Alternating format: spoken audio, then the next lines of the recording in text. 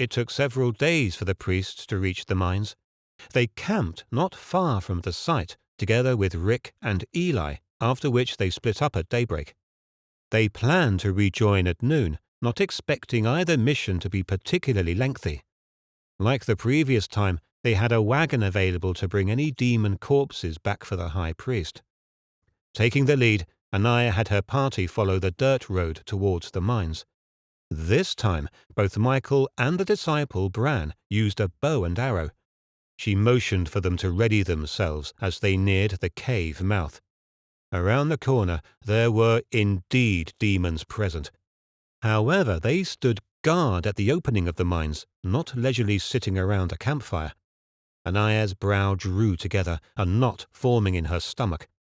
Something was wrong. 2 arrows lanced through the air, hitting their marks, and the demons slumped to the ground. For a moment, the priests remained still, waiting to see if any additional demons would emerge. But none came. Michael flinched, looking back at the others. "Was that it?" "I'm not so sure," Anaya said, her voice level. "Keep your guard up." An eerie silence enveloped the crew as she led them out into the open, stopping in front of the mine entrance. Dark mist suddenly exploded from the mines, flooding the surrounding area. The priests couldn't discern anything through the blackness, but they shook violently, an immense fear rippling through their bodies. The demonic aura was dangerously potent, much more so than that of the Wasp Prime. Chanting, Anaya created a defensive sphere around herself and the others. "Ready yourselves," she bellowed. "Focus your light." An enormous black and green, heavily scaled tail came swinging through the mists. Cutting through the light around them, it tore through Scott. The appendage smashed into his body, ripping him apart, his intestines hurtling towards the other priests. In a whoosh of towering mist, a leg came crashing down, crushing Joseph under its weight. As the remaining priests scrambled to get away, the Prime charged, massive jaws and fangs flashing in the air. Its mouth closed over the disciple, crushing down on his flesh and bones in a sickening squelch. With the mists finally settling along the ground, the priests could see what they were up against. Like a dragon from the fairy tales, the demon's body was covered in scales, long spikes running along its back. It stared at them, eyes agleam, and a forked tongue darted from its mouth as it hissed. Then the Prime spun, its tail once more whipping towards them. "Run!" Anaya shouted, but it was too late. The tail shredded through Michael, then slammed into her. She flew through the air, coming to a stop against a tree. Having cracked her head against the trunk, she slumped to the ground, struggling to regain her bearings. She rolled to her stomach, then pushed herself up on her hands and knees. Desperate to escape, she clawed at the undergrowth, but lost her footing, tumbling down a short slope along the Atua River. Unable to stop herself, she bounded over the edge, fully submerging into the water. For a moment, all was quiet, almost serene, the gushing water seemingly washing away her pain. A large gash in her head left a red trail of blood along the surface, the claret swirling downstream with the current. Realizing she needed to breathe, Anaya managed to breach the water, then desperately gasped for air. The nearby vegetation shook, trees creaking and breaking as the demon hissed. It was looking for her. Anaya struggled to crawl along the ground, her elbows digging into the dirt beneath her. Whispering an enchantment, she managed to heal herself enough to get back on her feet. Now running, she headed down the riverbank, trying to escape. A tree suddenly crashed to the ground behind her, the Prime emerging within moments. It had found her. The black mists burst out around them, then Anaya was batted aside, sent flying yet again. Landing uphill, she found herself back in the clearing outside the mine entrance. She lay still for a moment, her thoughts the only thing keeping her strong. "Stay awake! Stay conscious! Live! I must live!" Anaya dragged herself along the ground, dazed and unable to focus, darkness edging her vision. She tried to locate the other priests, grasping at anything to traverse the terrain. Bodies. She could see bodies scattered around her. A severed arm lay like a deserted island in a pool of blood, only feet away from her. Her eyes welled up with tears. "Is this the end?" Feeling her body lifting from the ground, she found herself flung into another tree trunk. But this time she felt no pain, only numbness. The world around her dimmed with every passing moment, and she readied herself for the final strike. A roar, like a beastly, raving, gut-wrenching scream. Anaya could barely see anything anymore. Teeth, claws, fur, blood. Am I dead now?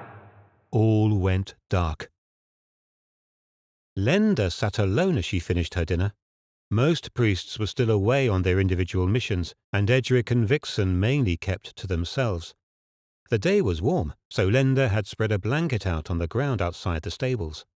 It had been a long day, but now she would enjoy the evening with a new book on herbalism. Finished with her soup, she unexpectedly froze, the skin on her arms turning to goose flesh. Her bowl slid from her grasp, the young girl unable to keep her hands from trembling. Her mouth fell open as she watched a demon carelessly walking through the entrance to the temple village. His pale skin and dark hair stood out like snow in summer, and his immense demonic aura whirled around him, creating a thick, black mist. It billowed out, covering the ground like an unholy tidal wave. Despite the distance, Lenda felt herself shaking, paralyzed in fear. Even as she spotted her dearest friend thrown over the demon's shoulder, she couldn't utter a single word. A black cloak whirled about the demon's feet as he stopped and peered at her. "You! Where is the infirmary?" he shouted. Still frozen in terror, Lenda could not mouth a reply. "Answer me, girl!" His overwhelmingly powerful voice snapped Lenda out of her state of immobility, and she dashed into a sprint. "Come this way!" she called, grasping at her skirt to avoid stumbling on it. She felt chills running down her back, hearing faint footfalls behind her, knowing he was undoubtedly gaining on her. But strangely enough, all the fear was gone, now replaced with the urgency to give Anaya the care she so desperately needed. Lenda gulped down a breath, unable to spot a single priest in the village. Of all the days for the streets to be deserted, this had to be the one. Entering the infirmary, Lenda found it empty as well, but she had no time to summon the others. She pointed to the nearest bed.